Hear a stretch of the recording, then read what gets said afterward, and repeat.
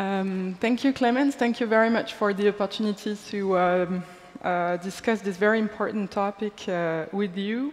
Clemens just called me Anne-Laure, which is really nice because I've been learning German for 12 years, I think, and I can't even speak German. But I remember that my teachers in German used to call me Anne-Laure, so that's a very nice memory.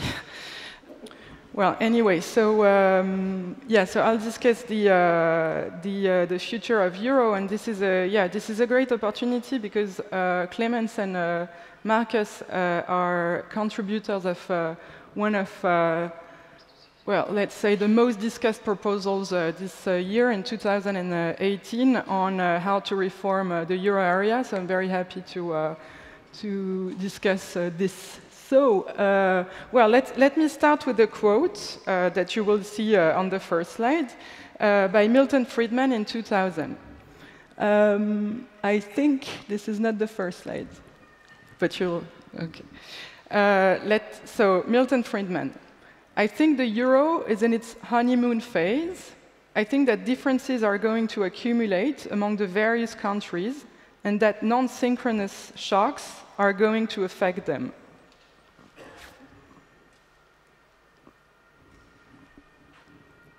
Okay. They are not a currency area. There is very little mobility of people among the countries. If we look back at recent history, they have tried in the past to have rigid exchange rates, and each time it's broken down. 92, 93, you had the crisis. Before that, Europe had the snake, and then it broke down into something else. So the verdict, I'm sorry for the typos, the verdict is not on the euro, it's only a year old. Give it time to develop its troubles. So it's Milton Friedman, 2000, and I added a quote after last night's dinner by Professor Berger, who told us, please correct me if I'm wrong, I was very skeptic about euro in the 90s. Unfortunately, my skepticism has proven right over the last decade. So let's start and be very pessimistic. In fact, Friedman in 2000 probably was right, at least if you look at this. He was right on some of the diagnoses. If you look at his prediction on the accumulation of imbalances in the euro area, indeed, here you can see the current balances between 1999 and 2008. So this is the sum of current deficit or current account surpluses across different countries. And you can see this polarization across the Eurozone, with some countries having accumulated lots of surpluses in the north of the euro area, and other countries in the south of the euro area, or countries called the peripheral countries, having accumulated lots of current account, with Portugal, for example, having accumulated almost a year of GDP equivalent of deficit within 10 years. So from a purely economic perspective, Friedman was probably right. There's been an accumulation of imbalances over the first decade. But then we are European, and we know that the euro project, the single currency project, was not a mere economic project. And it's part of an integration process, which has a rationale, and which, I mean, the integration mode is quite well illustrated in this quote by Jean Monnet in 1966. Europe will be forged in crises and will be the sum of the solutions adopted for those crises.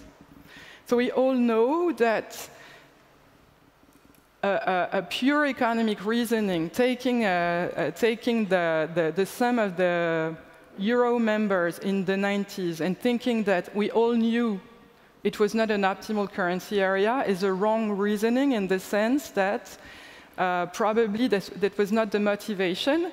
The motivation of European policymakers was to, again, trigger a chain reaction towards an ever closer union. And as far as it's, as weird as it can look like, the policymakers didn't pay that much attention to the economic reasoning and the fact that it was not an optimal currency area. So, in fact, we were probably far from being an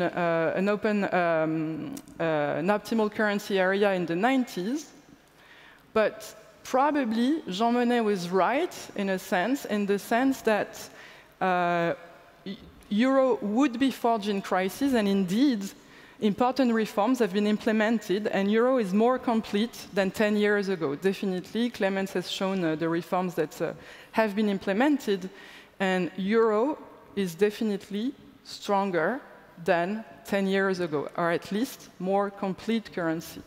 The question now is more enough? Is more complete enough to not break? So, okay. So I have several points to make. I'll start with the manufacturing flows of the euro, the original sin in the euro construction, and the crisis. So quickly, we all know this, but this is probably important to get back to this analysis to make sure that we're all on the same line here.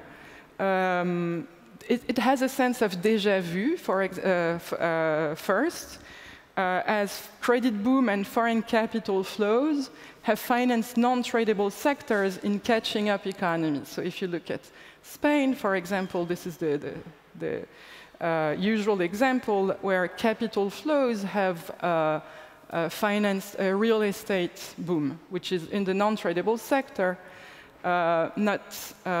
So this real estate boom has not financed, well, these capital flows have not financed higher productivity sectors, and hence the intertemporal constraint, budget constraint, has been broken.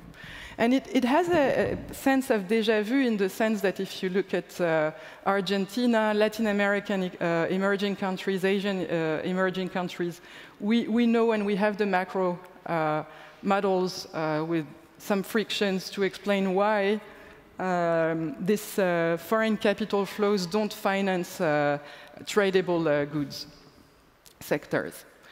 Then, at the same time, meanwhile, growing savings in northern core economies. Germany is one of those countries who actually where the corporate savings and the household savings have been increasing, while consumption was increasing in the peripheral countries. Wage moderation in Germany contrasted with some peripheral countries, and I show some figures here. So let me just comment maybe the ULC, the unit labor cost. So it's striking to observe that in Germany, between 2000 and 2008, the unit labor costs have been steady, no growth. In France, it's almost 18%, so it's almost 2% per year. While in Greece and Spain, for example, the increase in the unit labor cost is quite striking compared to Germany. So, so this is not that surprising that you observe internal imbalances in a geographical area where where countries evolve at a very different pace. And what doesn't help us compared to the US is that we have very limited labor mobility across the euro area to adjust these labor cost differences. Well, so what happened is quite standard.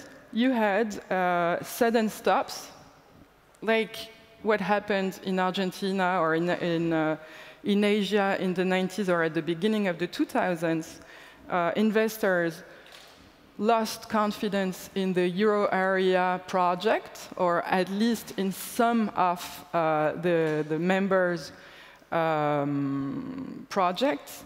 There was a huge redenomination risk, And this is a nice work from Bruegel, which shows the different episodes of sudden stop, like when investors stopped investing, stopped lending to Greece, Ireland. So you can see that it started in Greece before Lehman Brothers. Then it was followed by Ireland. So Ireland and Greece was first hit. And then there was some contagion effect that you can see in 2010 and 2011. What happens when you have sudden stop like this, when international investors stop lending to your countries? You should have a balance of payment crisis. You don't, in the euro area, we didn't have this balance of payment crisis thanks to the green, area here. Sorry for not mentioning the legend. The green here is the target balances. So there was no such thing as a balance of payment crisis which would trigger a massive devaluation in those countries which were affected by the sudden stop episodes, rightly because we are a monetary union, and that there was some adjustments through the target imbalances which would compensate for the loss of investments. Now, why did that happen? Why would the European institutions and the domestic policymakers not see what was happening during the first decade of the euro? This is what we could call a political self-deception, and it's quite rational from a political perspective, from the perspective of a policymaker who has in his utility function to be re-elected. First of all, from the European, so before speaking about policymakers being re-elected, from the perspective of the European Commission, it's striking to remember that internal imbalances were not monitored before the crisis.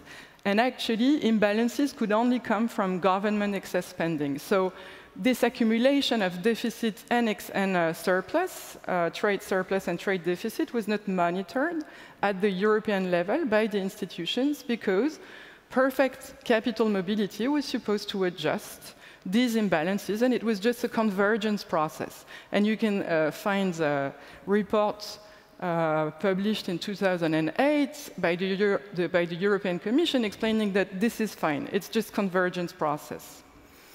In fact, the government excess spending was the only focus on. And maybe a second, more political economy kind of explanation is this policymakers wanting to be re-elected, and this is quite rational. Don't take away the punch bowl when the party gets going. So, I mean, you're the Prime Minister of Spain in 2006, 2007. Why would you stop the credit boom?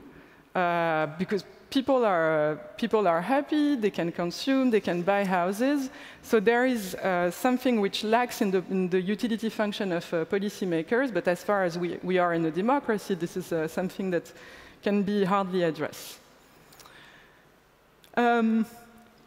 Now, I was comparing the crisis to these emerging market economies in the 90s, but obviously there is a specificity in this European crisis, the doom loop. The doom loop, the doom loop between sovereign and bank crisis and bank risks. So we all know what happened. This is just a nice illustration in the paper of Acharya, which shows, so on the x-axis you have the CDS, so the bank's CDS being credit default swap, so the premium, the risk premium on banks of those different countries before 2008, before September 2008, and then on the y-axis the sovereign bonds of the same countries after 2008. So what does that mean?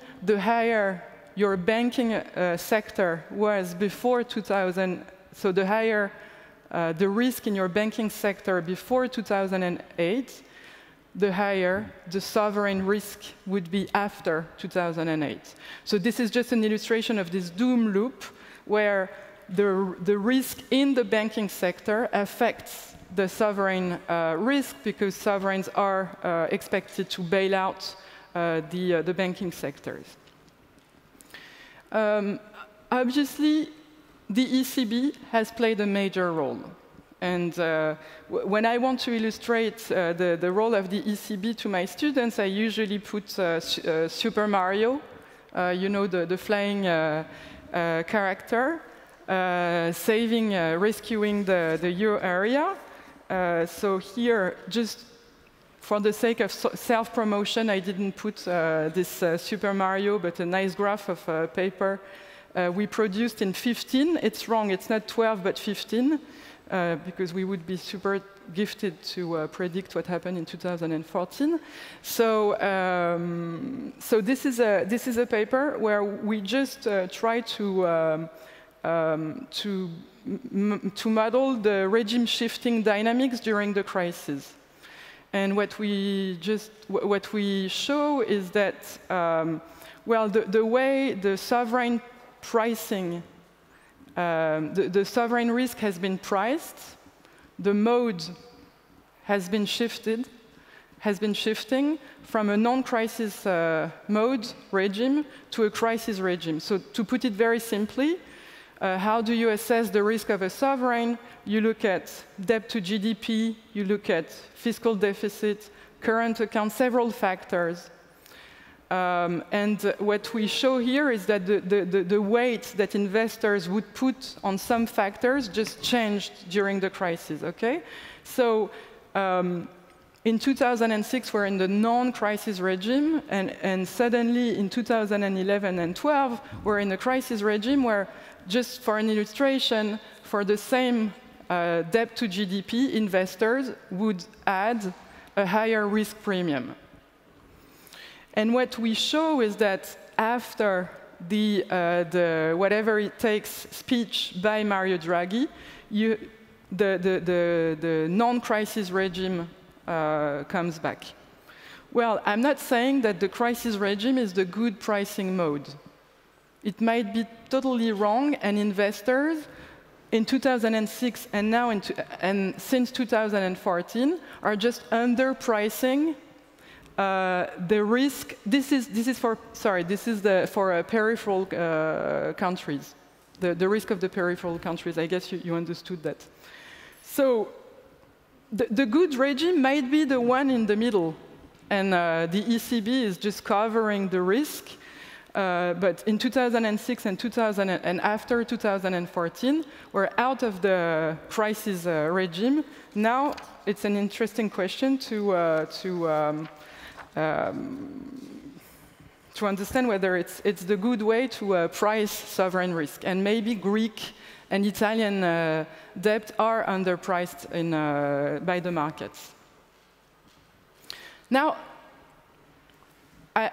let's get back. Let's go. Sorry, to what happened after the crisis. You remember in the introduction, I mentioned this quote by Jean Monnet, who was emphasizing that Europe would be forged in crisis. So what happened? What did we do? And actually, we did great leaps forward. So Clemens has already described what has been implemented. I just want to sketch it very quickly.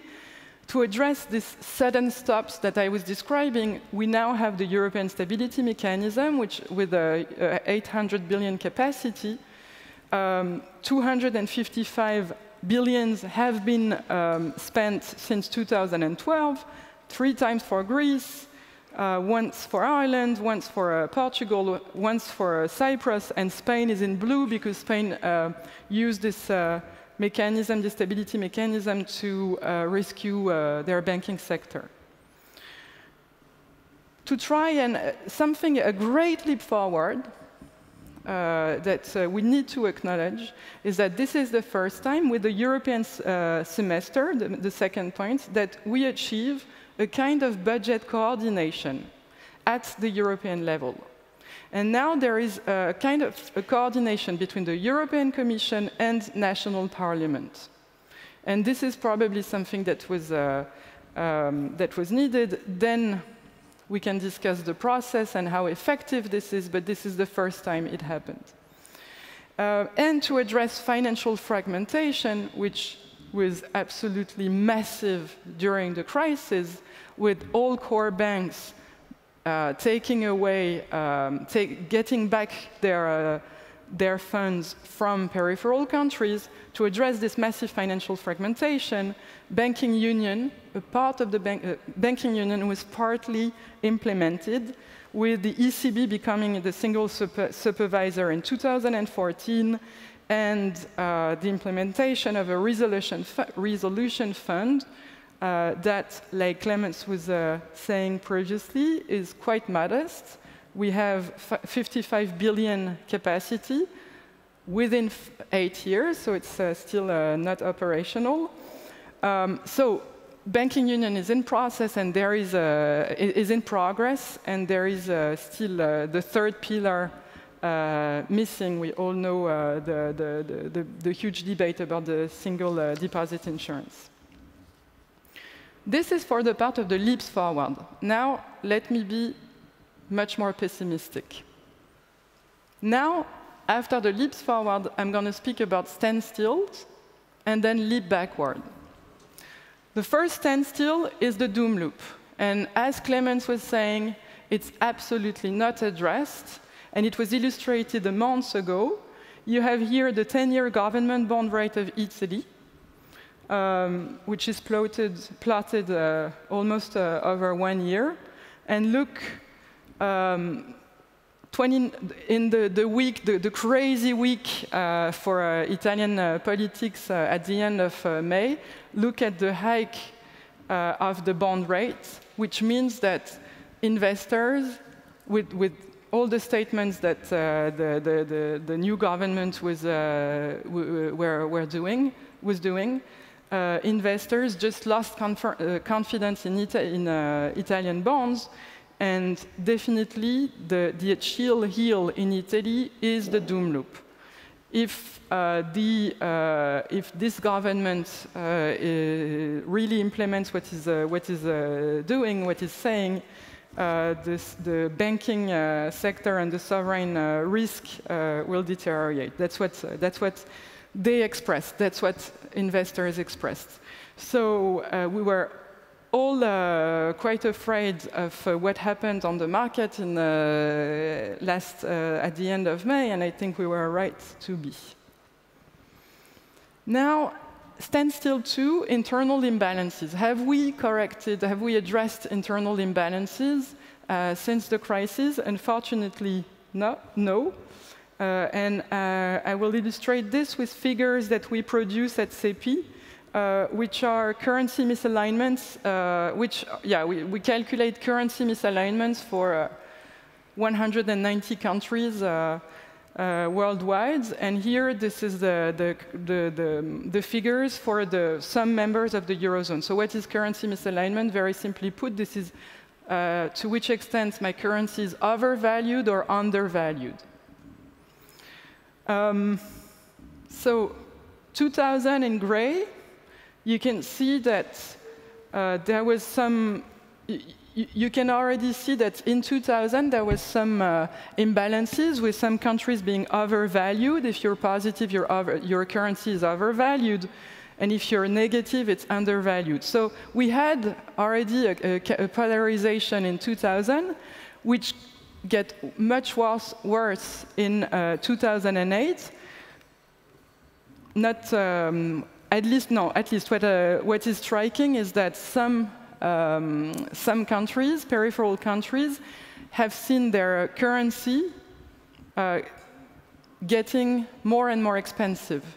What does that mean, a currency? We all share the same currency, but overvaluation in this sense is that Portugal, for example, Portuguese goods would be very expensive compared to German goods. Okay, that means more or less this is the intuition. This is the equivalent of the Big Mac index. But what happens after the crisis is even more alarming, because what happened is that, well, those countries on the left which were, oof, really? You said 5 minutes? Okay. Countries which were on the left became undervalued a little bit, well, reduced their overvaluation, but the countries on the right, especially Germany, became seriously undervalued. So this is very important for the euro area, but let me share a comment by the European Commission where we presented the figures last week. They said Germany should get concerned of these figures because this is a figure that they don't want Trump to find out. Because if you remember the Japan, the German and the Chinese debate about undervaluation, this is something during a currency war that you don't want the American administration to find out. Okay. Quickly, potential growth. We have a serious potential growth issue in the euro area, in the EU in general. And to be very synthetic, if we were able to reach the same potential growth as the US, we would be able to create 500,000 jobs more every year. Now, leap backward one, unemployment heterogeneity, with Germany being at 4% when Greece or Spain are still below 20%, and with great heterogeneity even inside countries. What's the problem with unemployment? We've all observed the political issue with unemployment with the rise of populism. And there is a very nice paper showing that 1% point of increase in unemployment drives a 2 or 3% more populist vote. This is a paper by Algan, which I refer to. It's a great paper, very new paper. Same illustration as Clemens, we still have a big issue with the debt, with sovereign debt, with the red circle being the average and blue circle being the national level. So if your blue circle is larger than the red circle, that means that you are way beyond the average. So we still have an issue with this polarization that I was showing. Now, there have been different plans, debt restructuring, Markus SB's, another debt restructuring, and the Group 14 proposals. Maybe we can discuss that later, some debates about this economic proposals. Let me skip this one, because probably what my main takeaway here is that there is an economic debate whether we are able to restructure debt now, whether a safe asset is really what you need, whether you should go first with risk reduction or risk sharing. There are some economic debates, but the main constraint here is political, and politics is back. And what we have observed is that, for example, the G14 proposals that Clemens was describing before, it was really smart, great proposals, but tell me if I'm wrong, but I don't think that it went through political ears, policymakers' ears, because the main constraint here is a lack of coordination, lack of political coordination in Europe. So risk sharing versus risk reduction, this is actually a very classical conflict between creditors and debtors in a debt crisis. And we've seen that in history. What do you need? The settlement won't happen on the private market. You usually need a political settlement to settle the conflict between creditors and debtors. The problem is that we have very diverse preferences in Europe. And the way these diverse preferences are settled is on the lowest common denominator. So this intergovernmental coordination brings about a failing forward integration mode where you get the simplest solution, which is exactly what we observed 2 weeks ago. This is not a very satisfying reform. This is very light. And at every single step, we try and go forward, but we go forward almost failing down. Because these reforms might lead to the next crisis. So this is interesting because we didn't coordinate with Clemens, but I think I have a conclusion which is quite similar to his, maybe expressed a bit differently. Domestic political constraints are getting worse in some countries. Fiscal union is key, but there is too high a legacy debt in some countries. In the meanwhile, so no deal might be better than a bad deal, which can work as long as the ECB plays its role of sustaining the Eurozone. That might not be your conclusion. but the second conclusion might be a bit similar. First, improve the political governance of the Eurozone by increasing the role of national and European members of parliament. I can get back to this in the Q&A session. Second, what is the European project? Oppose the firsters. Replace, or at least fight strongly, the rise of unilateralism by Trump and by other countries, and impose multilateralism. Manage global issues that cannot be dealt with at a national level anymore. And if you ask citizens what are their top concerns, it's not currency. They like euro, but the currency is not their top concerns. It's migration, environment, and security.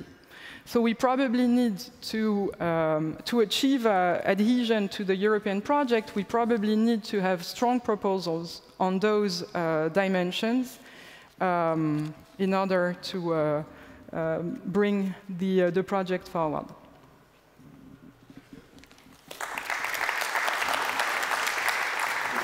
Good afternoon, ladies and gentlemen. Maybe I will wait 1 or 2 seconds or minutes before my presentation starts.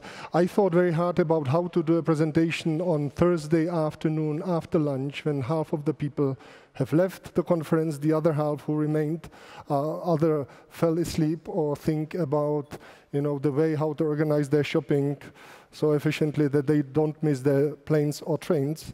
So I decided to take a bit different approach from my predecessors. I will not, bombard you with lots of graphics or numbers. I will tell you a story from someone who has the privilege, I will say, to be an outsider to the Eurozone. As an outsider, maybe I will be allowed to say things which you are not allowed to say as insiders. We will see. I hope that my presentation will not be too long. I will do my best to finish in 15 minutes, and I hope that you will not get very bored. So let me start with something which might be a bit surprising, but I think it's still very interesting. I come from the Czech Republic. I'm a board member of the Czech National Bank. And what is, in my view, quite astonishing is that if you ask people across Europe how much they believe in the euro, first of all, you see that those who have the euro, they are quite optimistic, and you see many of them on the left, and those who don't have the euro, they are quite pessimistic, and the most pessimistic ones who think that euro is not a good thing are the Czechs.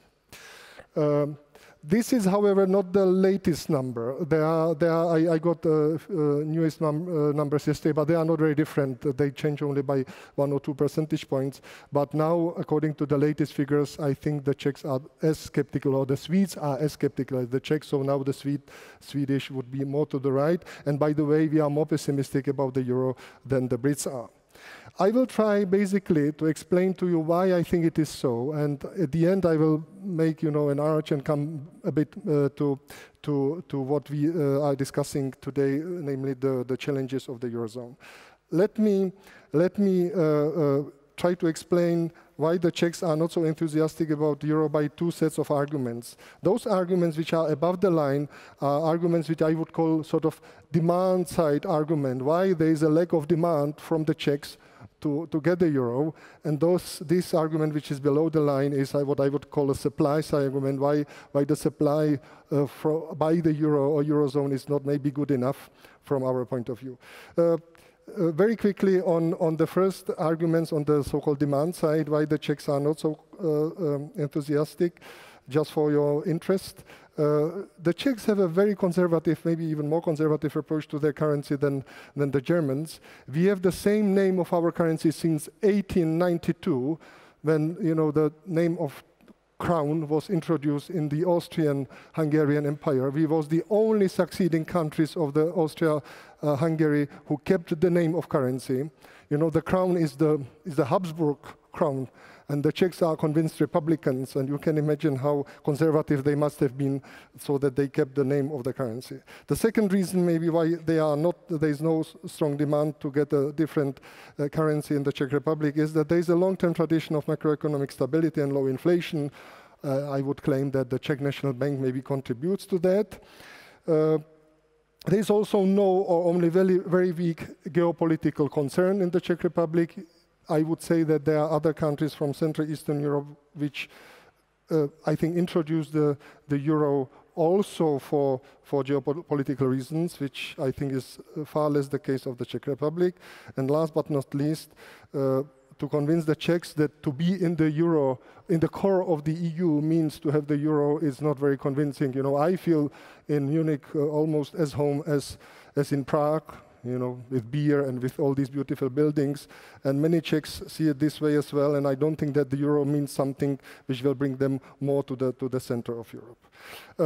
I have just 2 graphs to demonstrate a bit what I said. Here is an index or graph developed by the World Economic Forum on the macroeconomic environment.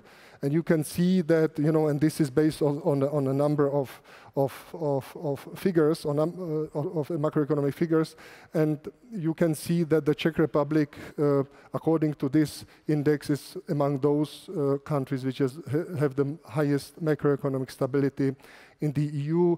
If you ask me who are those red countries, those are the pre-ins, those who should enter one day the Eurozone. That's why, for instance, Denmark is blue, because Denmark is an opt-out, and that's why the UK is also blue. But all the rest who is red are the countries who should one day adopt the euro.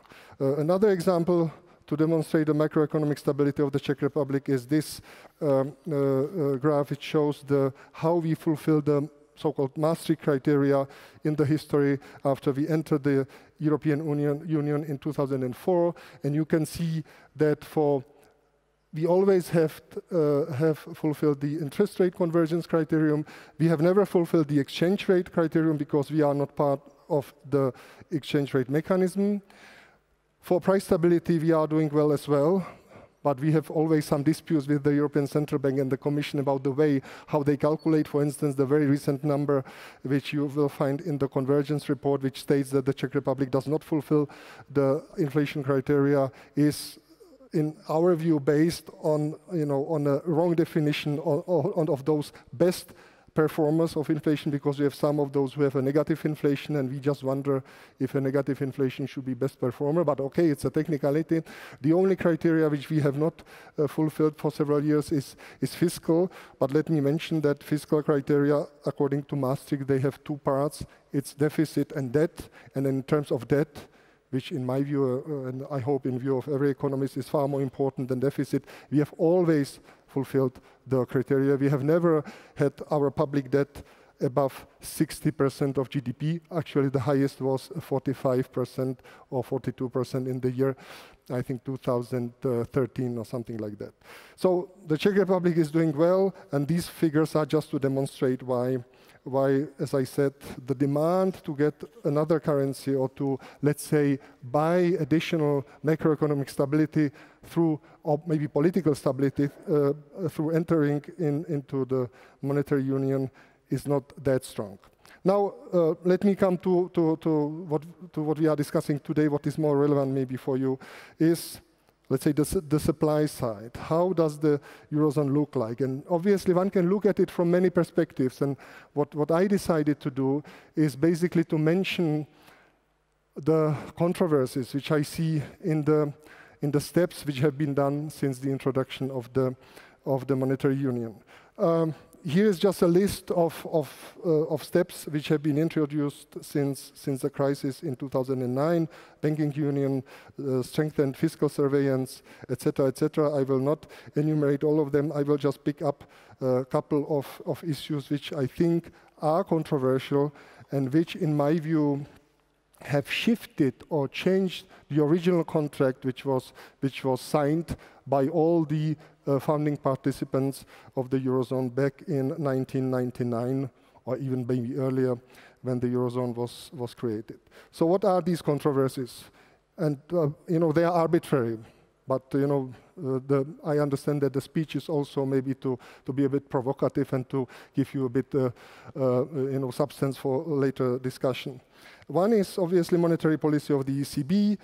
It was already mentioned, Mario Draghi's statement in summer 2012, which probably helped save the euro area from the collapse, but it also raised a number of questions. And you know in Germany better than I do what these questions are. One of the questions was it a breach of the prohibition of monetary financing or not? I know that we have a legal answer, and I actually also understand, I have some understanding as a central banker for the ECB that they did this step, but I know that in the mindsets of some people, especially I would say of German economists, but not only maybe German, maybe Dutch and others, there were some doubts. Obviously there is also, one can demonstrate that this policy led to a discontinuation of the consolidation of the banking sector, to the continuation of indebtedness of EU member states, and there are also risks linked to policy normalization. Hopefully one day the ECB will not only finish the quantitative easing, but also start raising the interest rates. Another controversy which you can imagine and which has been discussed is the setup of the European Stability Mechanism, which was created in 2012 as an instrument for help to countries hit by the sovereign debt crisis. And there are two main controversies in my view. One is, again, something which was agreed in my view at the beginning, which was the so-called no bailout clause, which was then changed. There was a change of the treaty to allow the establishment of the ESM. It was Article 125. But again, you can say it's theoretical, it's academic, it's politics, realities change, we have to adapt, fine. But the second risk is the risk of financial loss for the participating member states or for the shareholders of the ESM, if you want, including Germany. I just remember here the long-standing dispute between the IMF and some countries of the Eurogroup, including Germany, on the debt restructuring of Greece. Was there debt restructuring or no? Should there be one?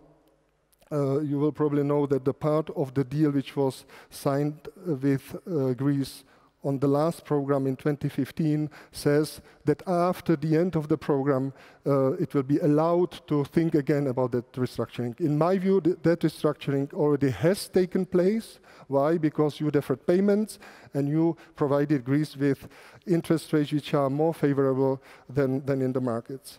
The next controversy is, for instance, the application of the Stability and Growth Pact, which not only became quite complicated, refined, but in my view quite complicated, but the main thing which I think is highly controversial is the way how is it applied by the European Commission. And here I must say that I belong to those who are highly critical of the so-called political commission, because the political commission, in my view, interprets the Stability and Growth Pact in a way which doesn't help. As was rightly said, one of the key things which you need in the Eurozone is to establish trust. In order to establish trust, you have to have a strong independent referee. I cannot imagine how a political commission could play such a role. And we have seen such example, for instance, Juncker's statement before the French presidential elections, when obviously there should be sanctions to France. And Juncker said, oh, c'est la France. It's France. We cannot propose such a fine. I think it's an institutional problem. Let me skip the macroeconomic imbalances. Let me say one thing on the banking union. Also, the banking union, I think the way how it was implemented so far is controversial.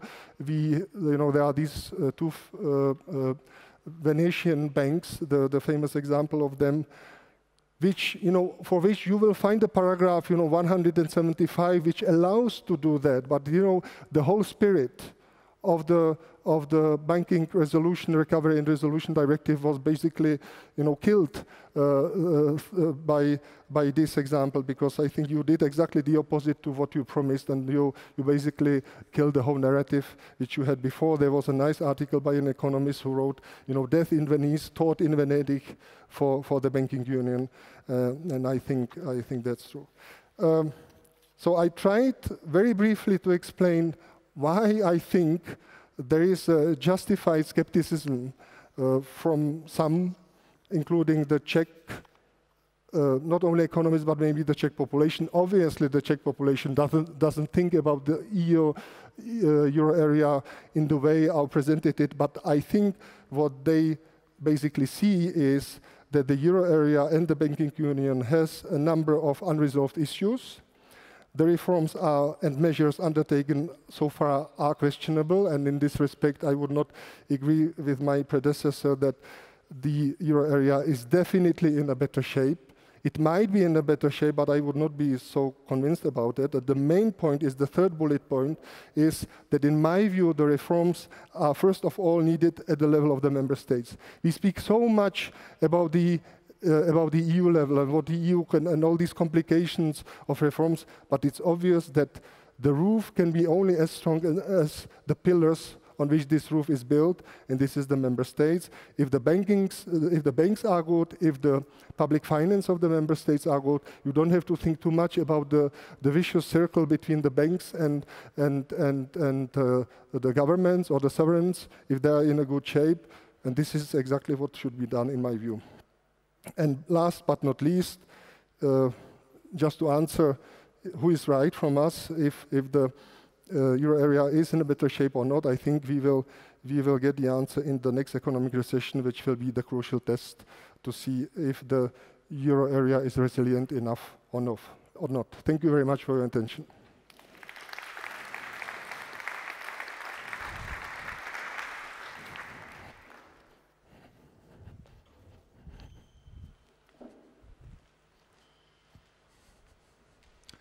Thanks a lot for Clemens for inviting me, and thanks for all of you for hanging out to the end.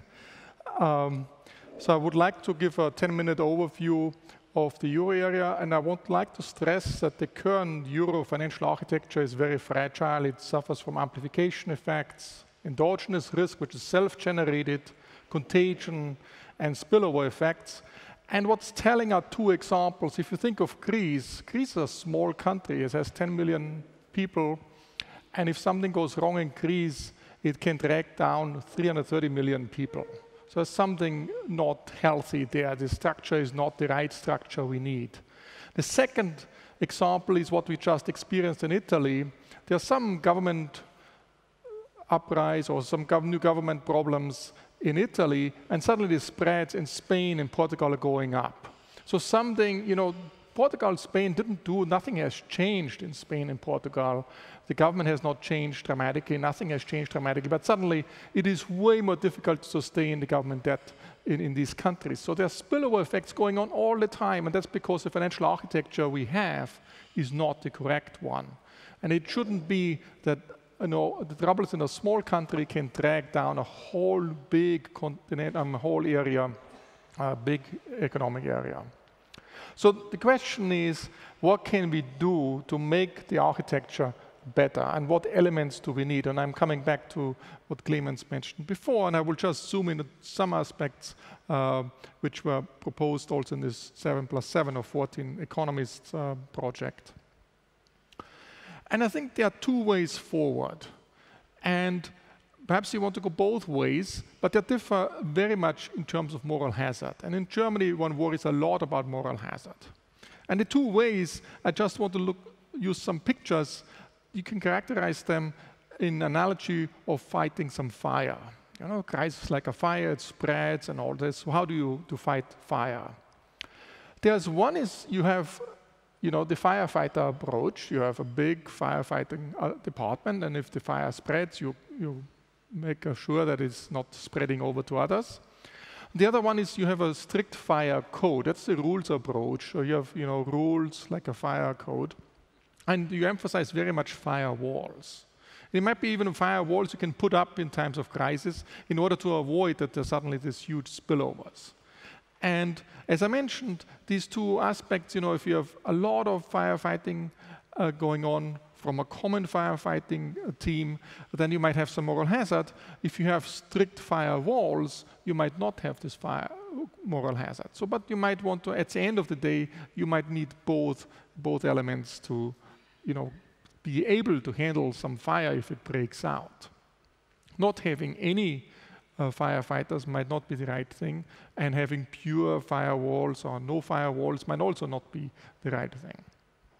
So in finance or in financial instability settings or in the macroeconomy, this is like the firefighters are more the bailout aspects and crisis management aspects, and there's what's in the middle. This is the River Rhine. That's more emphasized on the French side or peripheral side, and then the bail-in, the temporal capital controls, and all this is more emphasized than on the German side, where you essentially would like to put up some firewalls. And as Clemens mentioned before, I really would like one really vulnerable area in the euro area is the doom loop or diabolic loop between sovereign risk and banking risk. And it came up over and over again.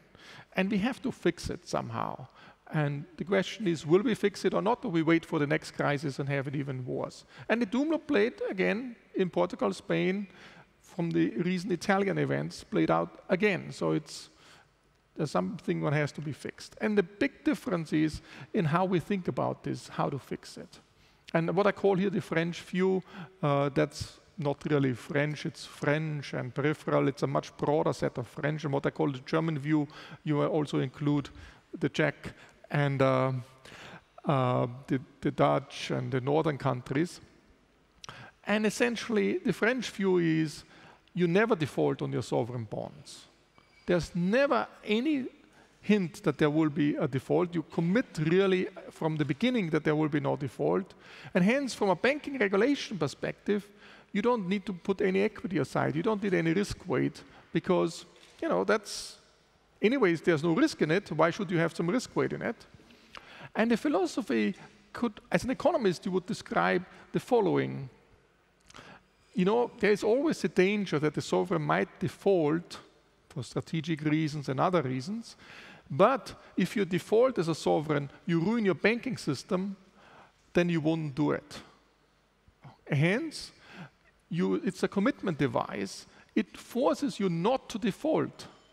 Because if you were to default, you would ruin your whole banking system and with it the whole economy. So you credibly signal to the market there is actually never be a default, and hence you get the lower interest rate. Okay? And that might allow you to grow out of the crisis because you can fund yourself as a government much more cheaply. And this might allow you, if you're lucky, to grow out of the crisis, which you couldn't have done if you had faced a high interest rate, because the market is worried that you might default. You face this high interest rate. Because of the high interest rate, you are more likely to default. And that's the self-fulfilling aspect. So you really use your banking system, as I call here very extremely, as a hostage. They serve as a commitment device, as a hostage, to guarantee that the government is not defaulting. Of course, the problem is if you really hit by really very negative shock and you have to default, then your banking system is gone and your economy is gone and the situation is way worse. Okay? So you really push the risk into the tails. So for some intermediate bad shocks, you can handle them because you can get out of it with a low interest rate. But if you have a really bad shock, then you really, I shouldn't say it, but you really worse off. Let's put it this way. Now, the German view is different.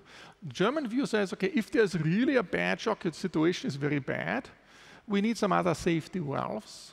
We don't have the exchange rate as a safety valve anymore, so we need other safety valves. And one of the safety valves in extreme circumstances is there might be a debt restructuring, as we have experienced in Greece.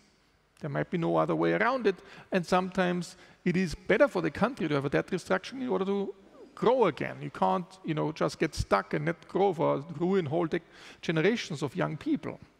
So if this is the case, then you want to isolate your banks. You don't use your banks as a hostage, you isolate your banks. So you put some risk weights on the debt. Okay? The banks have to have enough safety buffer. If this ever were to happen, this restructuring, the banks could survive it because they have put some equity aside. So the banks are not hostages, they are more insurance providers. And this really played out in Deauville, where Germany, after realizing in the summer of 2010 that all the fiscal rules are going nowhere, so the German government realized there's a double six-pack and what rules were put into place, that is not going anywhere, that actually one needs market discipline. And for market discipline, you have to have this ultimate threat that there will be, in very bad circumstances, when it's really bad for the country not to restructure, you have to allow for this restructuring. Now, I mentioned already, if you follow the French view, if you have some interim bad shocks, it might be a good way because you get the low interest rate, you're more likely to grow out of the problems. But there's this other problem is that when you force the government's debt onto your banks in times of crisis because nobody else is buying it at these prices, the banks will lend to the government and not to the real economy. So credit growth is going down. And we have experienced this in Italy. The credit growth was negative for many, many months. So you have essentially, you ruin your real economy. Even, there is no default at the end of the day, but you ruin the whole situation. And this diabolic loop, essentially there are two diabolic loops playing in. So I will come back to that. So this doom loop or diabolic loop, essentially you have an, oops, there's no pointer. You have an inner, or the outer diabolic loop, essentially sovereign risk goes up, then the banks hold the sovereign debt, they lose in value, hence the equity of the banks are shrinking, and the banks are more likely to be bailed out, that hits the sovereign again. That's the typical diabolic loop, so a doom loop everybody talks about. But the second one, I think, is even more important. If the banks in times of crisis lend to the government rather to the real economy, the economic growth goes down, the tax revenue goes down with economic growth, and that makes the sovereign risk go up again. So you have this two diabolic loop which make the situation worse. And the problem is that the government bond is not really a safe asset. If it were a 100% safe asset, then it would not lose in value and this doom loop would not happen.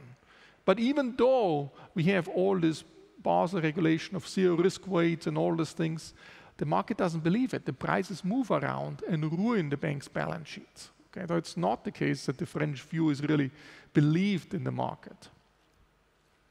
Now the other problem is this cross-border flight to safety.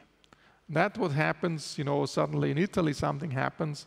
People get out of Portugal, out of Spain, and rush into the German bond. The spreads are widening for two reasons. The German interest rate is going down, going even further negative, which is not good for the German saver, and the Portuguese and Spanish interest rate is going up.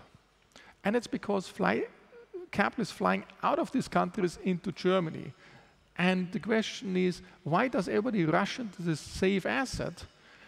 And the reason is that the safe asset is not provided at the euro area-wide setting. It is provided by a core of countries, primarily Germany, the German Bund. And that's why all the capital flows go across borders. Okay? So the question is, how can we rechannel this cross-border phenomenon? And that come back to this ESPIS proposal, which was mentioned before. And the idea of this ESPIS proposal, which the Commission now names SBBS, Sovereign Bond-Backed Securities, is to create a safe asset which is truly European and also can be invested by all the banks. So one way the German philosophy essentially is saying, you know, we put some risk weight on Italian bonds, on Portuguese bonds, and all the banks across Europe have to buy the German Bund. Of course, the Italians won't say, we all have to buy German Bund now, even though the interest rate is low. All the banks across Europe have to primarily, as a safe asset, hold the German Bund. They are totally opposed to it. So you have to give them some alternative. You have to give them something European. Okay? So we don't want the Eurobond, because it's this mutualization leads to other problems and moral hazard things. So here is some alternative. We say, oh, that's an alternative which is European, and these peripheral countries will never agree that they all have to buy the German Bund only and push down the German interest rate even further. Now, what do you do? How does this ESPIS proposal work? And probably some of you have seen it already. Essentially, you bundle all now 19 government bonds into a pool. If a government loses market access, it is excluded from the scheme. So if Greece loses market access, it will not be part of the scheme. And then you use it, you tranche it like in a waterfall principle, or like this champagne fountain principle. When the money is paid back, you pour it into this champagne fountain. The top layer is essentially the senior bond. These are the ESPIs. So first, all the money flows into the senior bond, and if something is left, it goes to the second layer, then it goes to the junior bond. So the senior bond always gets the money back if the junior bond tranche is thick enough. So that's essentially the waterfall principle, or this champagne fountain principle to pay back. That's essentially how the tranching works. And that's, in any company you have debt and you have equity. You can also think of debt and equity. But when the money flows back, then it's, first of all, it's the ESPIs are paid back, and then the junior bond are paying back. So the critics often say, yeah, that's very much subprime mortgages. There are huge differences, and Clemens alluded already to one, which was the transparency. But I think another big difference is, if you look at the subprime tranching, it was not only that there were 100,000 different mortgages in it and totally intransparent. With here you have 19 bonds, which is observe the price every day. The other big difference is there's no maturity transformation. So the idea is you buy government bonds, they all have 10-year maturity, and you issue a senior bond with 10-year maturity and a junior bond with 10-year maturity. What happened in the subprime crisis, you had this 30-year mortgages in the US, and you funded it with money market funds over essentially 3 months. You had to roll it over every 3 months. That made the whole thing so explosive. We don't put any maturity transformation in these vehicles. They're totally matched. Maturity is totally matched in these things. Of course, the government, there will be another of the saying we do 2-year papers and also issue a 2-year SP and a 2-year junior bond. Okay, there will be different maturities. The whole yield curve will be mapped out along these lines, but there will be never a maturity transformation in these vehicles going on. And there's no joint liability. It's a pure securitization vehicle. Now, what's the beauty about this? It is very consistent with the German view that there's no joint liability. That's, it's not a Eurobond, but it's also very consistent with the French view, or the more peripheral view, that we need a joint safe asset. We can't have an asymmetrically supplied safe asset just provided by Germany. We need something European on this space. Now, what will it do if it then, say, the banks If they hold the senior bond, which is a truly safe European bond, then we don't have this diabolic loop anymore, or this doom loop. We have solved this problem. Of course, what went wrong with the Commission proposals, the Commission picked it up and proposed that actually for the junior bond there will also be zero risk weight. That's not what we are proposing. The junior bond should not be held by the banks. Okay, the junior bond should be held outside of the banks.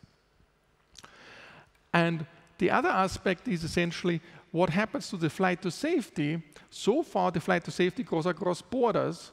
Now we rechannel that. The flight to safety goes now from the junior bond, which is the risky part, to the senior bond, which is the safe part. And essentially, you have flight to safety rechanneled. There might still be flight to safety, but it's rechanneled from one European bond to another European bond. It doesn't go across borders from one country to another country. Okay? So that's essentially, these are the main aspects of this proposal, and solving the diabolic loop or doom loop or this flight to safety aspect. Now you might say, going more broadly, what is the European Stability Framework? It's just a small little element of the big thing. So there's this flight to safety, this diabolic loop, the SPs help on that. What is nice about the SPs, it's autonomous.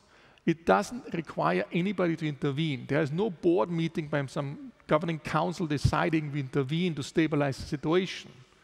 It will be done automatically. The market will take care of it. So when there's flight to safety, it will just redirect in different directions. Or there's no essentially banking doom loop going on. Nobody has to intervene. So there's less government intervention, which is very consistent with the German philosophy as well. But of course, there will be other problems. And if there's a pure liquidity problem due to some multiplicity of equilibria, then it's naturally the lender of last resort of the ECB intervening. If it's a commitment problem that the government cannot commit to sustain some reforms, the government is starting some reforms, but the market doesn't believe the government will sustain the reform for the next 5 years. If this is a problem, that's why the market charges a high interest rate. The SPs won't solve it.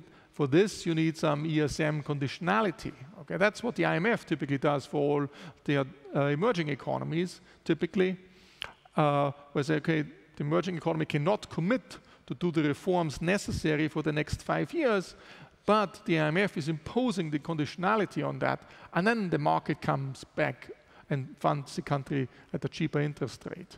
That's essentially what within Europe the ESM will do together potentially with OMT. And if there's really a solvency problem, if the debt is not sustainable, then we should have an option of restructuring of the debt, and then essentially it should be possible without ruining the banking system. Okay, and that's essentially the aim. But overall, I mean, the main message is essentially the current framework creates a lot of risk which doesn't need to be there. It's just creating on its own. It's self-generating. And for all this risk, you have to pay risk premium. Nobody wants to hold this risk. It's just self-generating risk, and it's socially wasteful. And investors want risk premium for that because they have to hold this risk. So let's set it up in a more stable way, which is less socially wasteful. So I will not go through the other 14 economists' proposal, but there are many other things, especially on the fiscal side. Let me just conclude with the Euro architecture. The two big things, I think there is an interventionistic approach, there's this autonomous approach. Ideally, we should tilt towards the autonomous approach, but sometimes probably you cannot avoid to have these interventions in times of crisis to manage the crisis. And you need some fire codes, some fire walls, and especially firewalls you can actually pull up. So when you do some restructuring in one country, you have to protect the rest. That makes it credible, because if you have the power to protect the rest, it is credible to say, okay, we do some restructuring in one country. And of course, you also need to some extent some firefighters in order to keep both things in control. So there has to be a nice balance. And the important insight of these 14 economist proposal essentially is, in order to make the rules credible, you have to have some risk sharing. So the rules cannot be so unreasonable that nobody believes it. Okay, so there has to be some rules where say, okay, these are reasonable rules and people can follow these rules, and if you don't behave, we understand we will punish you or something will happen because these were reasonable rules. But if you have rules which everybody says these rules are anyway crazy, then these rules are useless. Okay, so we should let's go for risk sharing, which allows more credible rules, and then hence both sides will be better off. Thanks.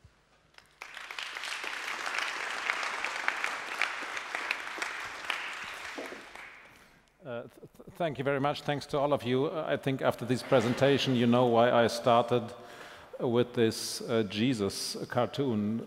Eurozone reform is complex, and what makes things very complex is the fact that we have several sovereign countries trying to arrange a currency union which is really stable. So maybe we can bring, thank you, the chairs. I think we should now directly go into the discussion. There are many experts in this room, and we have something like 30 minutes left. So I would ask you to join me here. Thank you.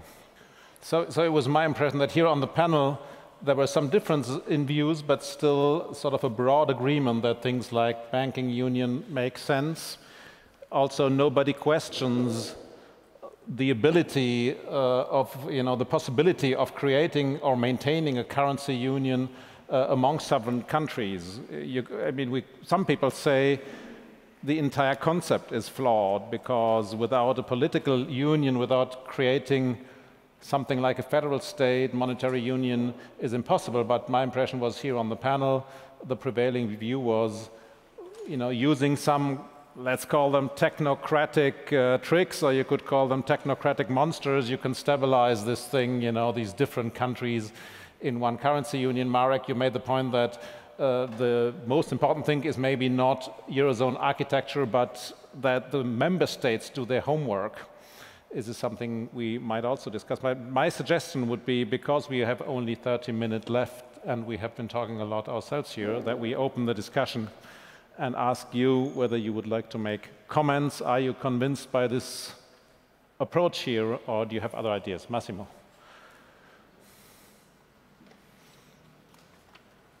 Okay, let me just, of course, unfortunately in this moment I'm working continuously on this issue, so I could speak for 45 minutes, but let me just focus on a couple of points just to discuss. The first thing, I think there is one thing which, put together Clemens and Delatte say, the position say, well, we are wasting a lot of human capital discussing about the reform of the euro area. This is, I'm personally continuously participating to meeting, whatever, and sometimes you really feel that you cannot stand that any longer because you make very small progress. But anyhow, I think that we have to do, and I say that I agree completely on this approach of saying we have to put together both the risk sharing and risk reduction. Then of course the difference might be in interpreting how you do the two things together. But let me say that the general approach is right.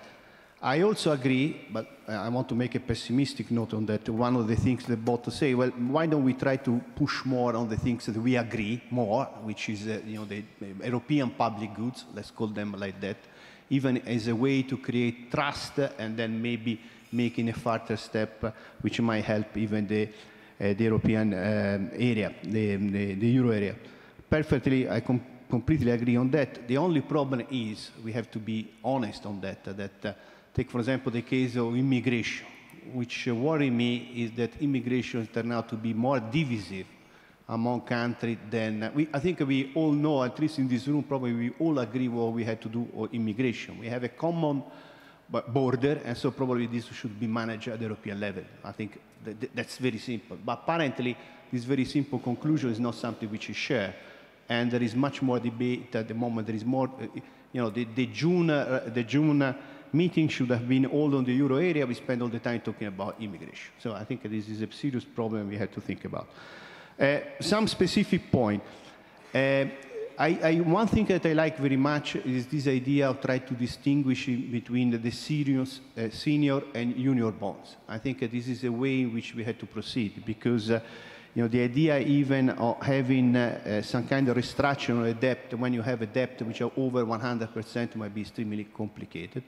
Try to introduce this kind of distinction instead, like, for example, the idea is that if you issue debt beyond what is predicted by the fiscal route, then you have to emit some sort of junior bond. I think this is going in the right direction, because in a sense, the junior protect the senior, and you are going to have, maybe a lower cost for the senior, and even if there is some kind of bankrupt of restructuring, is going to be focused on one part.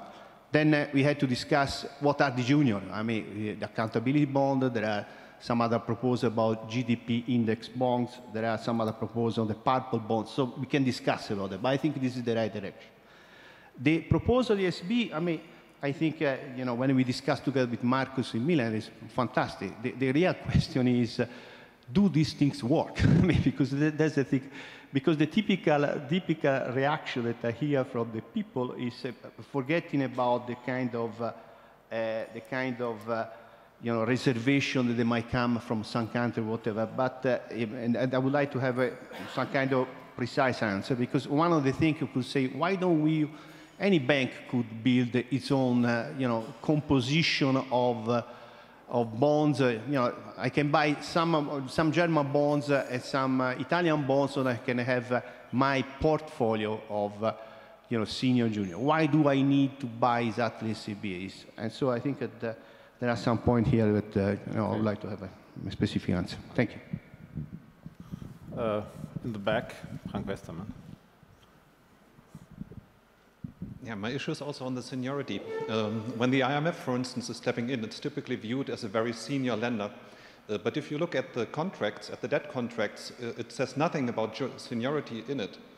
So I think the seniority does not derive from the fact that you've written into the contract it's a junior or a senior bond, but it comes from the fact that it lends very short term. What the IMF is saying is even the junior contract has a promise to repay the debt at some point. And as soon as as soon as you start breaking contracts, it doesn't matter what's in it. And so my question is, isn't it necessary to have the senior bonds in your proposal to be very short term, to be credibly senior, and your junior bonds to be more long term? Thank you. Maybe do you want to react directly, Markus, or to the last, because it was a very specific question? Yes.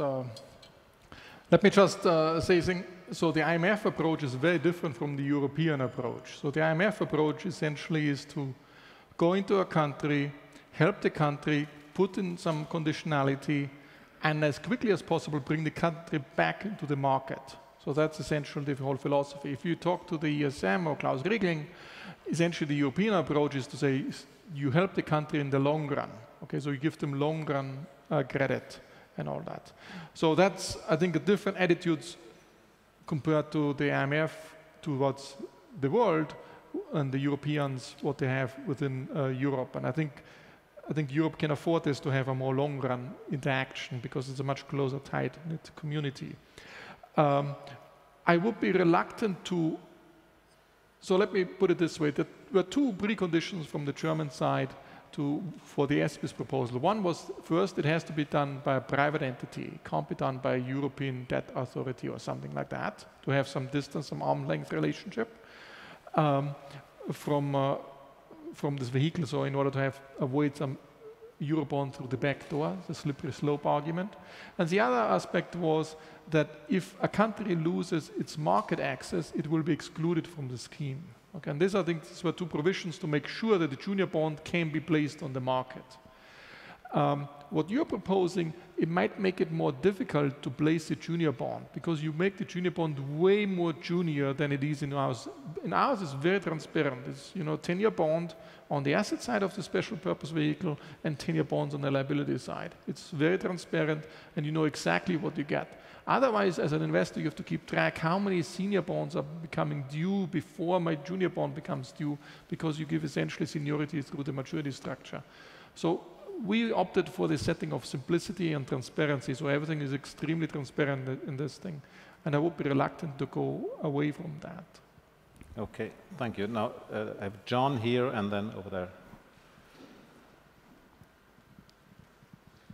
Yeah, I'd like to broaden it out a little bit, because obviously in terms of looking at hard power, geopolitically, the euro is hard power to a certain extent. And it's amazing to observe from outside how, you know, Rome is burning and everyone's fiddling away and not really dealing with the issues. You've mentioned the highly vulnerable situation, you know, maybe Greece or Portugal or Italy might be the problem, or an externality that kicks in and creates the next crisis. Obviously, you have mentioned in an ad hoc way the institution that's been holding this together, but that institution has nearly 0% interest rates and a lot of bond buying. And that's created a lot of problems. And I mean, I know hedge funds know which companies are the zombie companies that have been kept alive by this process. So that is a problem. Non-performing loans, risk sharing and market discipline, etc. But we've got an institution there that is holding it together. But how accountable is that institution now, and how legitimate is that institution? And indeed, people look, and I actually refer to the ECB keeping the show on the road when it's got 4.5 trillion worth of debts probably on its books. That is a problem. And you've got a particular situation with the major country within the Eurozone having a very skeptical opinion, to the extent that this is brought to the German Constitutional Court on a regular basis, which is a court that has a very large bark but no bite at the moment. And it's referred to the European Court of Justice, which we know is a Europhile institution that's not going to rule against the European Central Bank. So, you know, we've got kicking the can down the road, which is amazing, because this summit was supposed to be the summit just passed. Obviously, migration overtook events, but we've been told for a year in that this was going to be some kind of Eurozone reform process, and now we're still struggling for anything to happen. So are we in a situation where we've got a institution that's holding the show together, which is a technocratic institution, but only a highly politicized institution as well, and as I say, is not very accountable? And where does that leave Eurozone reform? Because it's all well and good talking about all these different instruments, but it doesn't seem to be going anywhere at the moment, and time is moving on.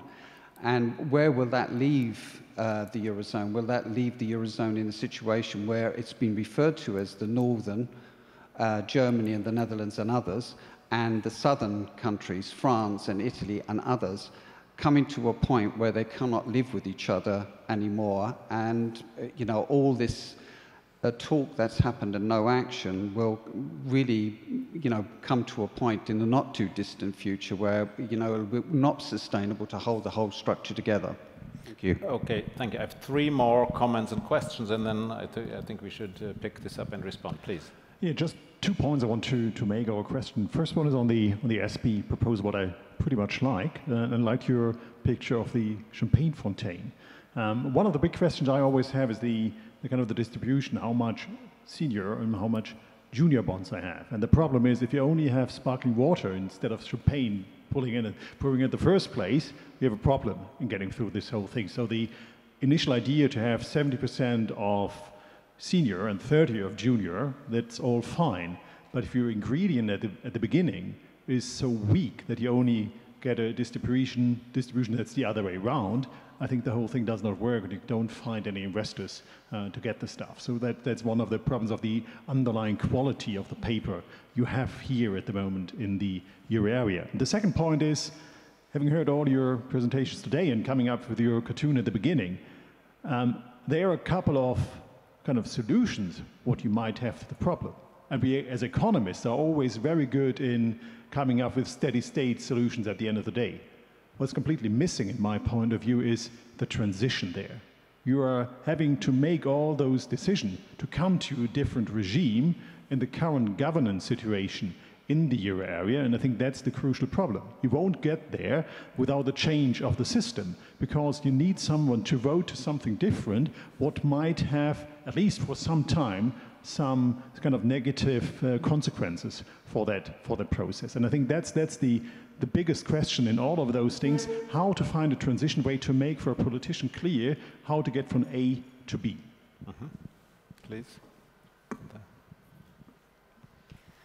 I have two questions, please. First, you brilliantly laid out what we should be doing. Does anybody venture a guess what we will actually do? Where's the room for consensus? Where will we be in 18 months' time between the different groups of interest? And my second question goes a bit towards what Jürgen just said. Assuming that the SBs don't fly, should we start a discussion about the basic principle that all government bonds have zero capital risk weighting? Thank you. Thank you. Hans-Werner?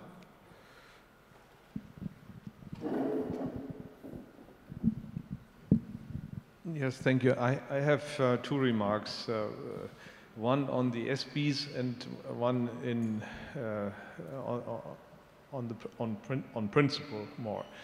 The SBs, Markus, we discussed this once already. I looked into the details also more. You claim are no euro bonds. Yes, the way you design it, they are no euro bonds. I understand your intentions. But the political process will make them euro bonds because no one will be willing to buy the junior bonds. The EU Commission has presented a long paper, 150 pages, and in the appendix of this paper they report the opinions of experts. 9 out of 10 experts say this whole thing will only fly if a government institution organizes the whole thing and therefore is ultimately sitting on the junior bonds because no one is willing to buy it. And one said that it will only be flying if there are at least government guarantees for the whole thing. That is the difficulty. So even if you try in a different way, it will automatically be something which then European governmental institutions take over. And thereby, it's a kind of Eurobond.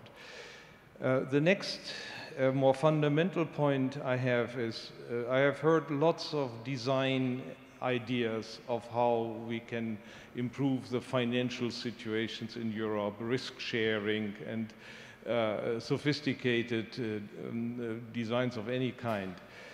But the true problem is the lack of competitiveness in some European countries. Under the euro, we have a neoclassical problem of wrong relative prices.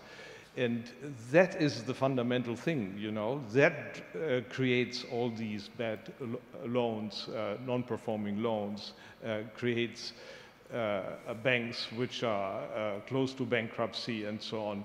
This is only a symptom. No? We are curing the symptoms rather than looking to the fundamental, and the fundamental is that the euro simply doesn't function. I give you one number that illustrates that very clearly. The relative price level of Italy and Germany.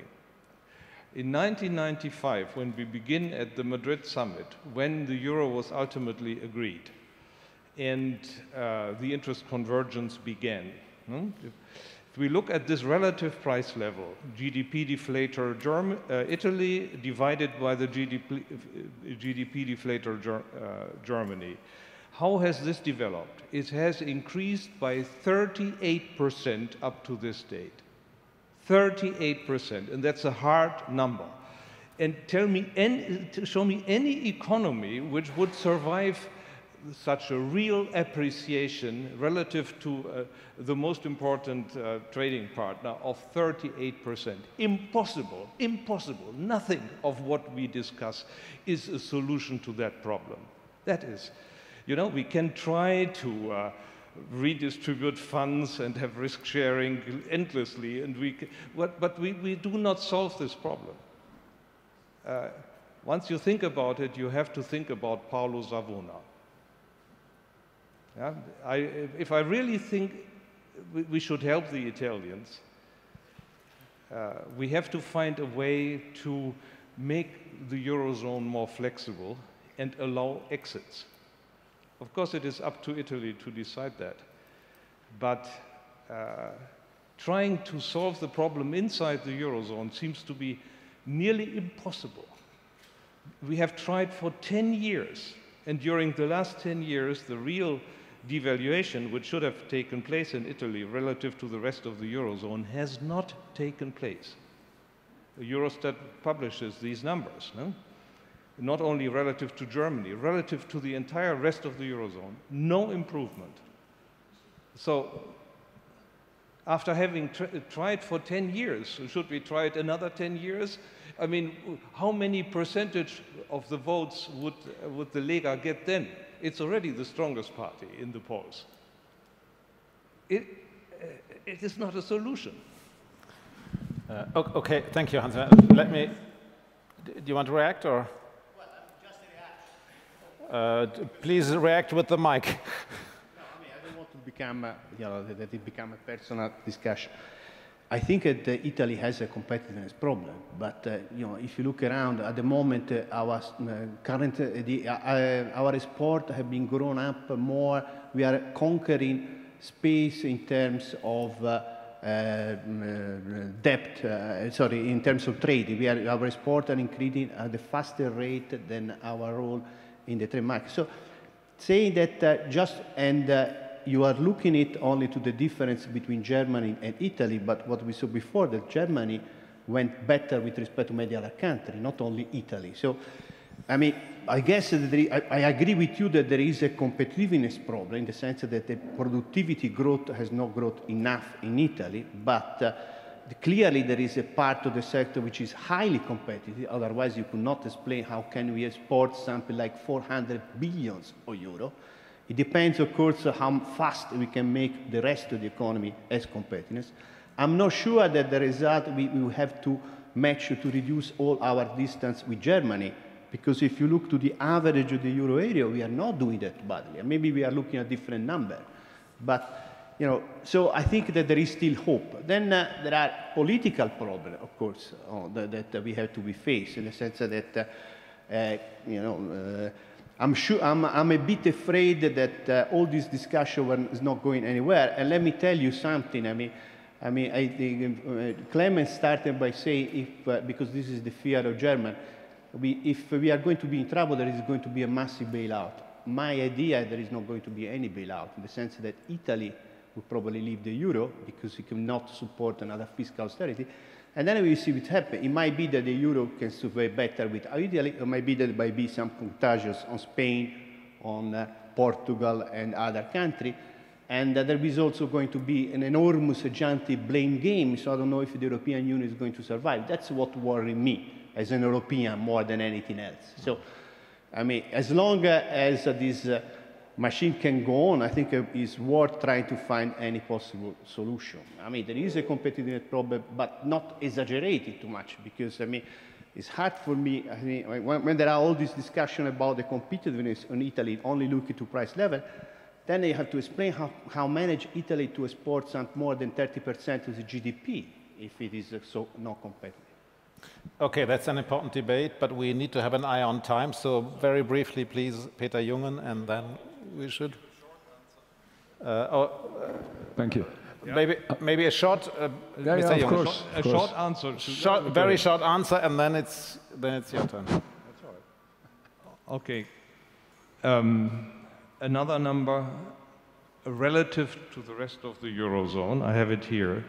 During the last 10 years, Italy improved its competitiveness, if you take the GDP deflator, and that's relevant, by 1%. in 10 years? Nothing. And another number, 17% below 2007 is currently the manufacturing output of Italy. After 10 years of crisis, 17% below 2007. That's not a sign of competitiveness. Okay. The people know why they voted Liga and Cinque Stelle. Point is clear. Peter Jungen. Thank you. This is a very typical debate in Europe, which we are having for years now. And I've listened to Markus several times. I listened to Massimo several times, Hans Brennersen, and Fuest, and all the others. I'm not so sure if anyone else is interested in this debate outside Europe. And we probably consider that as our major problem. I'm not going into any of the details, but I ask myself, and I would ask the panel, why is always the debate in Europe focused on how do we finance debt, and not on what is the much more important issue? How do we finance innovation? There may be a number of countries who are not competitive now, but I'm afraid if we continue the way we do in Europe, most of the members of the Eurozone will be not competitive in 10 years down the road, because we still are debating how do we finance debt and not finance innovation. In one word, it's not about risk sharing, it's about risk taking. And if we do not understand how to finance risk taking, we can consider to debate for the next 10 years about risk sharing, but the competitiveness of this, what remains of Europe, will not be there anymore. And I would be interested in the views of the panel as to that. Thank you. And the final, or two more comments and questions, and then we should really conclude here. Yes, thank you. So first, I wanted to say in terms of analysis, I share a lot of points that were made, like the doom loop. There was one that you made at the beginning about the fiscal rules. I would say, yes, they're often not respected, but I had the impression in this initial presentation that maybe this was a little bit exaggerated, and I kind of think that maybe when in 2008, after the trade contraction, the EU decided to put together a European recovery program and deliberately break the rules so that we put 24 of the member states into the excessive deficit procedure, of which today we have one left, then I think that was a sort of deliberate action, seeing that this was a moment that we needed some fiscal stimulus, which had to be later corrected. So that's my first point in terms of analysis there. I think you might exaggerate a little. The second point, and that's also more a question, I haven't heard so much a reference to actually the Commission proposal regarding a stabilization function, which was put on the table in May. It sounds a little bit similar to what you said, but one specific, so basically we're talking about 30 billion loan, could be supported by interest subsidies, and it's also only in case the unemployment rate goes up and it's above the long-term unemployment, but the specific extra element there is that it would be used to protect investment so that we avoid in future crisis situations that it leads to a contraction of investment. And there I would be interested in the views of the panel, maybe regarding what we just heard about innovation and so on. I should also say that I agree that another element on top of whatever proposals for the architecture we're making is indeed to stimulate productivity. And it may also be interesting that the other proposal of the Commission for the reform delivery tool is supposed to stimulate extra structural reforms, and more so in member states of the old member states Eurozone than what was the case, for instance, with structural funds. Thank you. Thank you. And Mr. Kremer.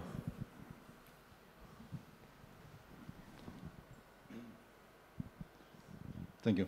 Yeah, as a member of a investment community and doing real investments in Europe and all the rest of the world, the simple solution is, or bottom line is, financial markets like simple solutions which they can understand in crisis. I think you're totally right on that one. And to me, we have heard a lot of bonds, junior, senior, and political problems attached to it, or market problems attached to it. Bottom line to me is everything will take time. And I would be interested in your personal solution. What is faster, a solution or a financial crisis? Thank you. Yes, that's kind of a tough question. So I would suggest, a final round here on the panel, and then we should have the coffee break. I would like to start with you, Anne-Laure, and add in a way to this competitiveness point, the observation that if I look at your numbers, which I didn't know before, they look very bad. I mean, they are along the lines of Hans Werner, and I was surprised about that. I mean, you could say 1995, maybe it was not the right base year, because maybe there was some misalignment to the disfavor of Germany. But if I look at your numbers, I would say the Eurozone is doomed, because there is never going to be a revaluation of a tanker like Germany by 15%, never. So I was just struck by that, but whatever you would like to pick up, please. This was my intention to give some data to illustrate, to document the debate. In fact, we don't have exactly the same numbers. And just to give you, I showed a graph with misalignment, so how much you're undervalued and overvalued. And just to document it, Italy was according to our figures, Italy was 22%, let's say about 20% overvalued in 2008. Now it's still overvalued, it's below 10, okay? It's 8%, let's say. The problem is that Germany was around 10% overvalued in 2008, but now it's minus 20. It's undervalued by at 20%. What does that mean? Let me finish, please. So what does that mean? That means that actually Italy has made a strong effort. According to our figures, to our computation, it's a bit different from what you're saying, because you're comparing only GDP deflators. We filter out for fundamental factors, so it's probably a bit more accurate. What we find is that Italy has made a strong effort, but especially in prices, while Germany has improved their fundamentals. So you actually have two countries, because I mean, we are comparing Germany and Italy, but we should compare Italy towards their partners and Germany towards their partners, and weight, trade weights, etc. But what we have is that Italy has made efforts, but Germany has also devalued in real terms during this time. So this is just to document. I'm not sure I'm settling the debate, which is not which cannot be settled. And second, data to document the questions that were asked about the exit. 1 minute. Professor Berger last night at the dinner said, yeah, economists, you don't do your job. You never talk about a plan B, and the plan B would be the exit. Well, I have to confess that we actually do our job, and we have made some scenario on what would be the cost of Frexit during the presidential campaign last year. And that would be interesting to do it for Germany too. We did it for France, but we have all the data to do it for Germany. What you want to know is whether your currency will be devalued or, will devalue or will depreciate or appreciate. For Germany, this is even simpler than for France, because for France, we would depreciate towards you guys, but we would appreciate towards the rest of Europe. Okay, if we look at the fundamental exchange rate. While Germany would appreciate towards the rest of the euro area. So what you want to look at is who are you exporting to? Because your exports would be much more expensive. So what would be the cost? What is interesting is don't look at the exports in general, but look by sectors. And our conclusions is that the cost would be very heterogeneous across sectors, and some sectors in France would benefit from, you know, a depreciation towards Germany, but an appreciation towards Spain and Italy. And some sectors would greatly suffer. So this is a political choice. I mean, this is something, you would have very important political arbitrage with some manufacturing sectors greatly suffering from this and other sectors benefiting. Let me just give you spoil the conclusion for France. Agriculture would suffer. So one of the sectors which would suffer. But there is some other conclusion which is not heterogeneous in the sense that there is a clear-cut conclusion. This is debt, balance sheet issues. Because if France devalues towards Germany and appreciates towards the rest of Europe, we have lots of debts which are denominated in euro on international law terms. That means that we wouldn't decide whether this debt would be in new franc or in lira or Deutschmark. The rest of Europe would decide for us. And our computation, that would be very interesting to do it for Germany, our computation, which are based on BIS data for the banking sector, which is the only sector where we have those debts which are denominated in international contract or French contract. So we have something quite accurate. This would be devastating for the French banking sector. It would be very negative for the banking sector. But sorry, just from my understanding, that's a scenario where the euro disappears. So Italy leaves the euro, France leaves, everybody leaves, and it reintroduces. Which is the scenario we adopted, because I think you were saying this too. I mean, if France exits from euro, or if Germany exits from euro, or if Italy exits, the rest of Europe will follow. The rest of euro area members will follow. This is the scenario. That was your scenario. Adopted. Okay. Yeah. I get it. Maybe, I would like to Markus to respond now, and Marek, you'll be the final judge as an someone staying out of the Eurozone. You can pass the final judgment then. But Markus, you can still try to turn it. Some of these points. First of all, about labor cost adjustment and competitiveness. I think if I look at Spain and Ireland, a lot of things happen, and I'm not sure whether we measure everything correctly. So a lot of the 13-month salaries went away, bonus payments went away, people work Friday afternoons now, which they didn't do before the crisis in Spain. So there's a lot of things which are not showing up 100% in the statistics. I mean, there is some adjustment. I don't have the numbers for Italy, but for Spain and Ireland, there were huge adjustments on that. On the SPIS questions, let me just bundle all the SPIS questions. The biggest opposition comes from the DMOs, the debt management offices, who essentially will lose part of their jobs issuing their own debt. That's understandable. And it's also understandable that the market players, what they like is, they like guarantees. It's a fantastic thing. They like government guarantees, so they're pushing for a Eurobond. So big banks are pushing for Eurobonds. Either they want guarantees or they want high volatility. Because with high volatility, they make a lot of money. So that's essentially the two things they want. So the SPIS is not satisfying this. So the way out is essentially, and that's what essentially we proposed, is to start with an experimentation phase, start small and see how this thing is developing, whether the market picks it up or not. And it's a little bit, if you talk to the people from the Chicago Mercantile Exchange who do introduce a lot of financial products, they have to say it's a spaghetti theory. Spaghetti theory is that you don't know which financial products stick. You just throw the spaghettis on the wall, and then you see some will stick on the wall and others will not. So you have to essentially try it out and let the market decide what it is. But what's the cost? You try a small scope of these things. If it doesn't work, it doesn't work. If it works, you can scale it up.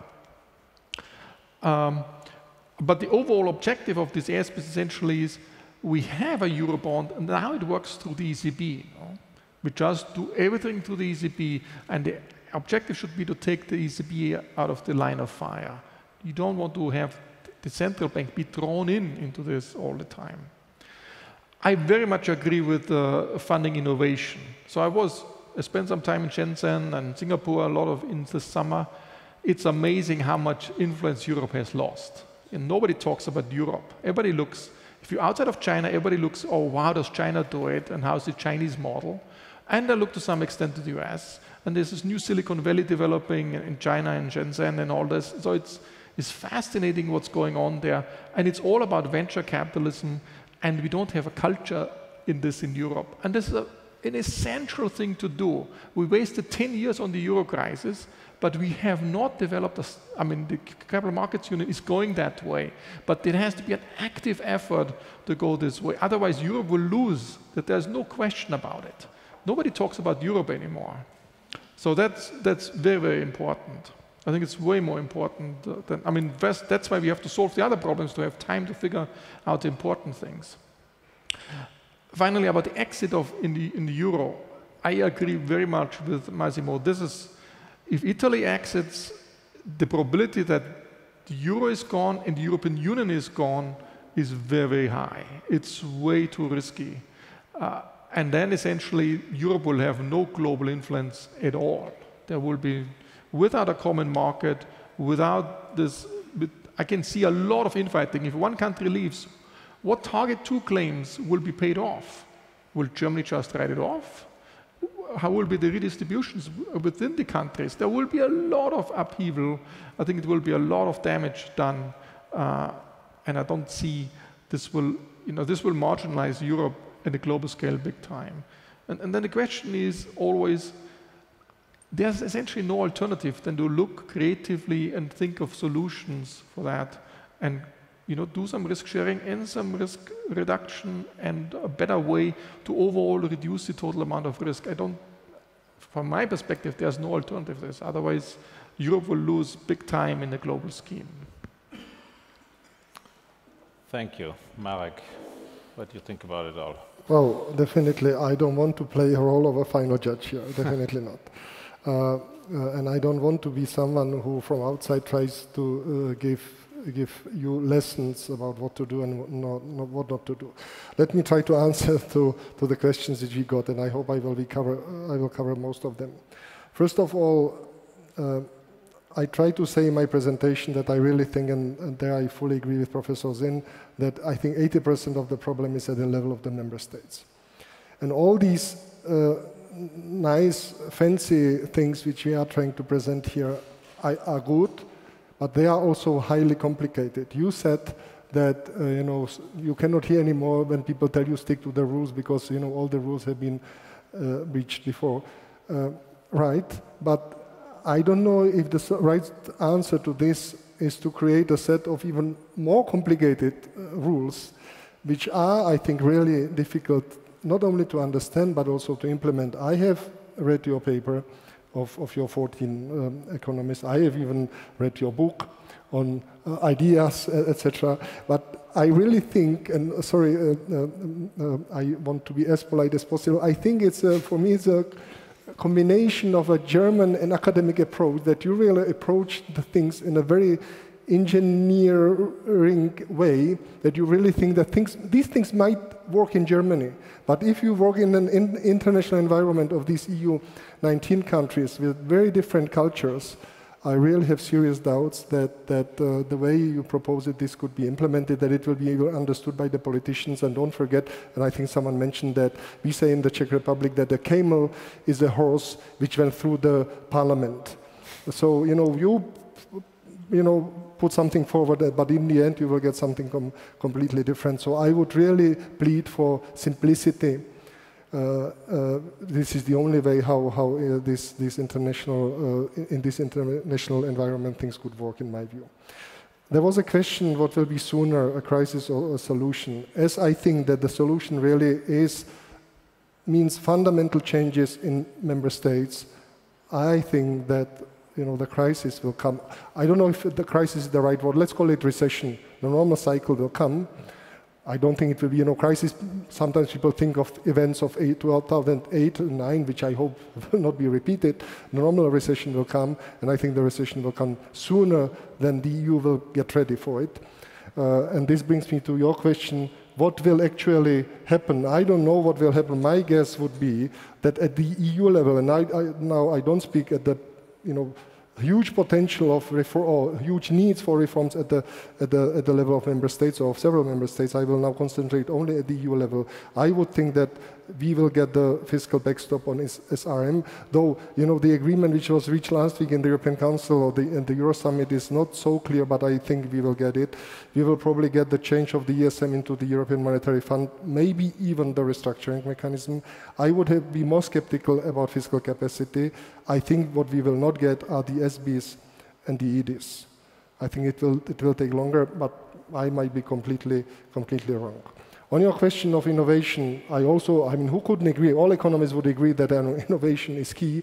I don't know if this would really solve the issue of low degree of complementarity between the member states of the Eurozone. Probably not. We would still have the issue. And if there would be so many innovative projects in the less competitive countries of the Eurozone, I think the finances would be found as well, but this is not the case. That's why I don't think it's really an issue, but in general terms, I fully agree with you. Let me finish my contribution by one remark, which I hear repeatedly as well. I heard it from you, Clemens. I heard it from you, Markus. I heard it from Professor Zinn when he got his honorary doctorate in Prague. I was there and I listened to his lesson. You always say, let's also try to concentrate on all these other areas and let's try to get some results there. And you mentioned defense, you mentioned sometimes migration. My worry is, and I fully agree that from the, let's say, economies of scale or economics point of view, it makes sense to pool resources to do things together. But my problem is that we have a big problem in the European Union, and the same applies, by the way, to our debate here, the same applies to the fiscal union, that we have a problem of aggregation of political preferences so that we get a commander-in-chief who finally decides on behalf of the whole EU or on behalf of the Eurozone. We simply don't have this mechanism. And I think if we have this hope now that in migration we will be able to solve migration or even defense, which is even, you need a really solid commander-in-chief who takes the decision. I don't see any sort of mechanism in the EU or in the Eurozone for fiscal issues which will produce such a person which will have these competencies. Look at your own country. Imagine that someone would say in Germany, let's work on it that Germany will not be a federal state anymore and you will become a unit, how do you call it, a unitarian state. The same applies to the EU. You want the EU to become basically a federation. It will be a very long process which it will last. It will be probably not very nice. I don't know how it will exactly look like, but I'm convinced that we will get the next challenge in terms of migration or maybe defense, hopefully not, sooner than we will produce such a commander-in-chief. And that's why I think it's very dangerous to divert the attention of people from one problem, these difficulties which we have in the euro area, and let's hope that we will be able to solve other problems. I think we will not. We will have exactly the same dilemmas like we have here. Thank you very much, Marek. I completely agree to your analysis, I have to say, and we've also got this feedback to our proposal of people saying, look, does this have to be so complicated? I think, a currency union of several states is complicated. At the same time, I agree to your point, fully about the member states really being the important challenge, and I would also agree to your number, 80% of the issues need to be addressed at the member states and 20% maybe, at the European level, and these 20 won't save us. Now, I was firmly determined to end this conference on a very optimistic note. And how do you do that?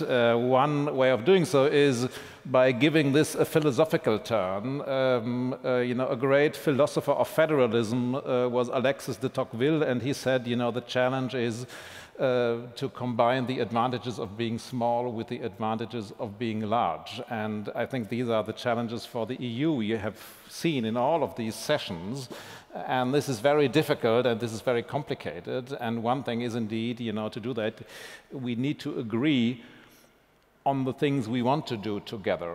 And will we get to that agreement? My hope is still that we are slowly moving towards agreement. Giuseppe Bertola made this point about other federations having been created by wars. There it went quickly, but it was violent, and the European Union is moving painfully slowly. This is something I've learned during the last 2 days. Still, I have hope that this movement is at least going into the right direction. We might even discuss that. But before we start that, I would like to conclude, and in particular thank you for joining this panel, and thank you all for staying here and for listening and for taking part in the debate. Thank you very much. Nice to see you. And before we conclude this conference, let me thank you all again for being here. I would like to thank our sponsors who have supported us here, and I would like to thank in particular the team that has made this conference possible. This team, some of the members of this team are here. I would like to thank Katja Gramann, she's sitting over there on the chair, Florian Dorn, Annette Marquardt, Achim Schindelmeier, and Ines Groß, who did all the design. So thanks to you all, and come back. Thank you.